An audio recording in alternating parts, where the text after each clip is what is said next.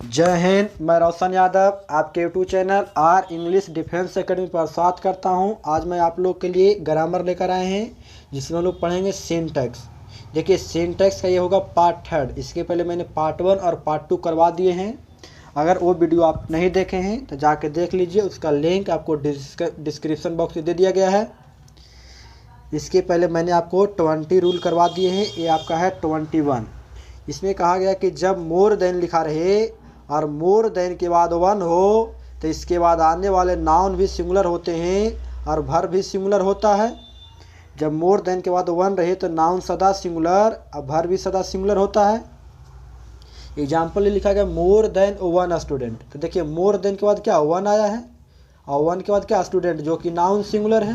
तो जब noun singular तो वर्ब क्या लगेगा, सिंगुलर, यानी इज हो जाएगा। यानी बोलेंगे more than one student is present in the class.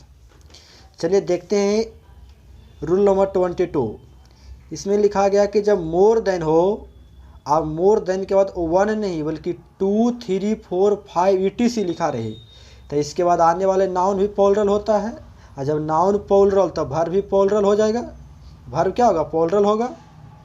इसे देखिए एग्जाम्पल लिखा गया आपका मोर देन 3 थिप्स। तो देखिए मोर देन के बाद क्या है, 3 आया है और थिप्स क्या है, प्लूरल है। तो वर्ब क्या लगेगा, प्लूरल यानी हैव हो जाएगा। यानी more than 3 thieves have been caught red handed.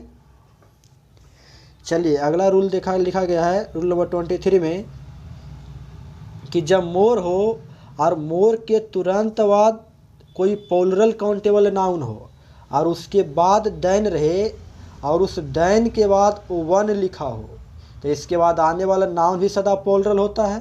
ये नहीं कि आपको वन देखिए और सिंगुलर वर्ब लगा दीजिए, क्योंकि यहाँ वाक्य का सब्जेक्ट वन नहीं बल्कि प्लूरल काउंटेबल जो नाउन है वो बना है। तो जब नाउन प्लूरल तो वर्ब क्या होगा, प्लूरल हो जाएगा। जैसे एग्जाम्पल देखिए लिखा गया है मोर प्लांट्स देन वन मेड। तो देखिए मोर के बाद नाउन क्या आया, प्लांट्स आया है और देन के बाद वन आया। तो वन देख के आपको बाज नहीं मारना है बल्कि वर्ब इस प्लांट्स के अकॉर्डिंग होगा। तो प्लांट्स के अकॉर्डिंग क्या हो जाएगा, बेयर होगा। ये बहुत ही ज़्यादा इम्पोर्टेंट रूल है। लेकिन आगे लिखा गया है कि देयर के बाद आने वाली वर्ब उस शब्द के अनुसार होगी जिसके लिए इसका प्रयोग होता है। यानी THERE जो है, यहाँ जो देयर लिखा गया है ये देयर आपका ओरिजिनल सब्जेक्ट नहीं है। ये देयर आपको सेंटेंस एक डमी सब्जेक्ट का काम करता है। तो जब देयर का प्रयोग जिस शब्द के लिए किया जाता है तो वर्ब का प्रयोग उसी शब्द के लिए करेंगे। तो यहाँ लिखा गया there boys in the class, यानी क्लास में लड़के हैं, यानी सब्जेक्ट तो कुछ मिला नहीं। तो देयर मान लिया डमी सब्जेक्ट के रूप में। तो यहाँ वर्ब देयर के अकॉर्डिंग नहीं बल्कि बॉयज के अकॉर्डिंग करेंगे। तो बॉयज आपका क्या है, प्लूरल है। तो वर्ब क्या लगेगा, आर हो जाएगा। इसका अगला एग्जाम्पल देखते हैं। लिखा गया there are student in my class. तो अभी देखिए क्या है, स्टूडेंट। तो स्टूडेंट क्या है, सिंगुलर है। तो वर्ब क्या लगेगा, सिंगुलर। यानी जब वाक्य का सब्जेक्ट देयर हो तो देयर आपका ओरिजिनल सब्जेक्ट नहीं बल्कि वो डमी सब्जेक्ट होता है। यानी वर्ब का प्रयोग जो करते हैं वह देयर के बाद जो नाउन आता है उसके अकॉर्डिंग करते हैं। तो देयर के बाद क्या है, स्टूडेंट है तो इज लगेगा। देखिए रूल नंबर आपका 25 में लिखा गया है कि यदि ऑफ के पहले परसेंटेज आए, यदि ऑफ के पहले परसेंटेज आए तो वर्ब हमेशा सिंगुलर आता है। यानी जब सेंटेंस में प्रीपोजिशन ऑफ के पहले परसेंटेज लिखा हो तो वर्ब सदा सिंगुलर आता है। इस एग्जाम्पल में लिखा गया the percentage of the failures. तो देखिए ऑफ के पहले क्या आया, परसेंटेज आया है। तो वर्ब हमेशा किसके अकॉर्डिंग लगेगा, परसेंटेज के अकॉर्डिंग, जो कि सदा क्या लगता है, सिंगुलर वर्ब। यानी क्या हो जाएगा, इज होगा। चलिए आपका रूल नंबर 26 में लिखा गया है कि यदि ऑफ के पहले परसेंट आए तो ऑफ के बाद आने वाले नाउन के अनुसार वर्ब आता है। अब भी बोला गया कि जब प्रीपोजिशन ऑफ के पहले परसेंटेज नहीं बल्कि परसेंट वर्ड आए तो वर्ब का प्रयोग अब उस ऑफ के बाद जो नाउन आता है उस नाउन के अनुसार करेंगे। तो ऑफ के बाद नाउन क्या आया, वर्क आया है, जो कि अनकाउंटेबल नाउन है। यानी इसके साथ वर्ब क्या लगेगा, इज हो जाएगा। तो होगा 90% of the work is done. चलिए इसका अगला एग्जांपल लिखा गया है 90% of the students passed with good marks. तो देखिए बा का सब्जेक्ट क्या बना है, ऑफ है, और ऑफ के पहले क्या लिखा गया है, परसेंट। तो जब भी आपको ऑफ के पहले परसेंट वर्ड लिखा हो तो वर्ब का प्रयोग सदा उस शब्द के अनुसार करते हैं जो प्रीपोजिशन ऑफ के बाद आता है। तो प्रीपोजिशन ऑफ के बाद क्या आया, स्टूडेंट्स आया है जो कि प्लूरल है, तथा इसके साथ वर्ब क्या लगेगा, प्लूरल, यानी वर्ब क्या हो जाएगा, हैव हो जाएगा। चलिए अगला रूल लिखा गया है 27 नंबर, जो बहुत ही ज़्यादा इंपॉर्टेंट है।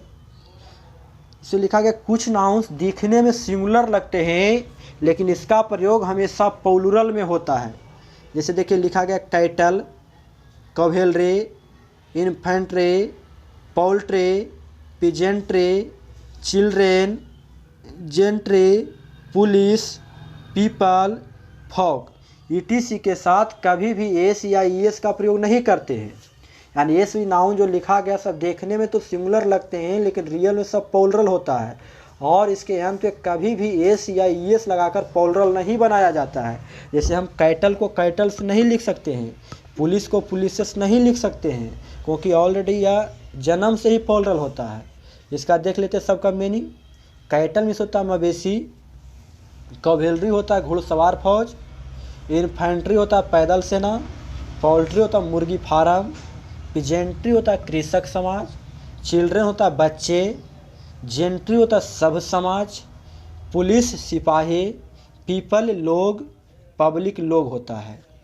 जैसे देखिए इसका एग्जांपल देख लेते हैं। लिखा गया पुलिस अरेस्टेड द थीव्स। तो देखिए बाघ का सब्जेक्ट क्या है, पुलिस है, जो देखने में सिंगुलर लग रहा है लेकिन ये प्लूरल होता था, इसके साथ क्या लगेगा, प्लूरल वर्ब, यानी हैव हो जाएगा।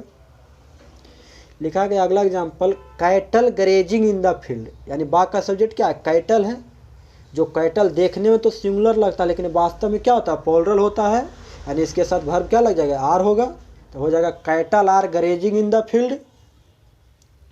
चलिए देखते हैं हम लोग अगला रोल 28 में लिखा गया है कि द लिखा रहे और इस द के बाद ऑर्डिनल एडजेक्टिव ऑफ नंबर हो। ऑर्डिनल एडजेक्टिव ऑफ नंबर का मतलब होता है वे एडजेक्टिव जो संख्या नहीं बल्कि क्रमांक बताने का काम करे। तो इसके बाद आने वाला नाउन भी सदा सिंगुलर होता है और वर्ब भी सदा सिंगुलर होता है।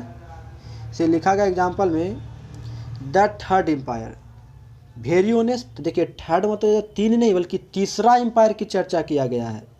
यानी जो भी आपको ऑर्डिनल एडजेक्टिव ऑफ नंबर होता है आपको संख्या नहीं बल्कि कर्म बताने का काम करता है।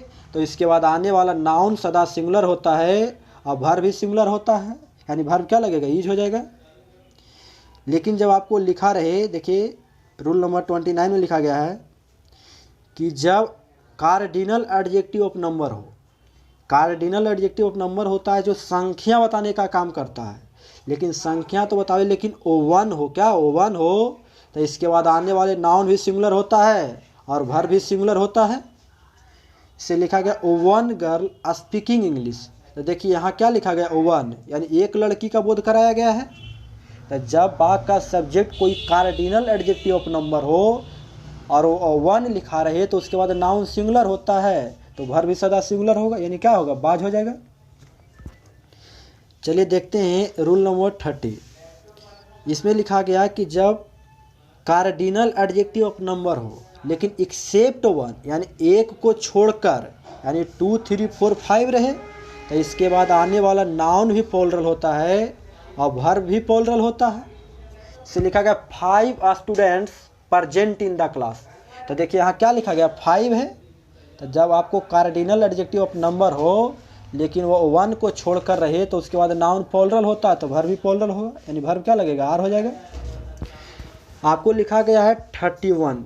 देखिए रूल नंबर 31 में लिखा गया है कि जब द लिखा रहे और द के बाद आपको ऑर्डिनल एडजेक्टिव ऑफ नंबर हो और उसके बाद रहे कार्डिनल एडजेक्टिव ऑफ नंबर तो उसके बाद आने वाला नाउन सदा प्लूरल होता है और जब नाउन प्लूरल होगा तो वर्ब भी प्लूरल होता है। लिखा गया एग्जाम्पल में द फर्स्ट 4 चैप्टर। तो देखिए यहाँ क्या लिखा गया, द और फर्स्ट क्या ऑर्डिनल एडजेक्टिव ऑफ नंबर और 4 है आपका कार्डिनल एडजेक्टिव ऑफ नंबर और चैप्टर्स क्या नाउन जो प्लूरल है, अतः इसके साथ वर्ब क्या लगेगा यार, यानी होगा the first 4 chapters of physics are very important. चलिए आज की सेशन में यही समाप्त करता हूँ। अगर आपको वीडियो अच्छा लगे तो लाइक एंड शेयर कीजिए। जय हिंद।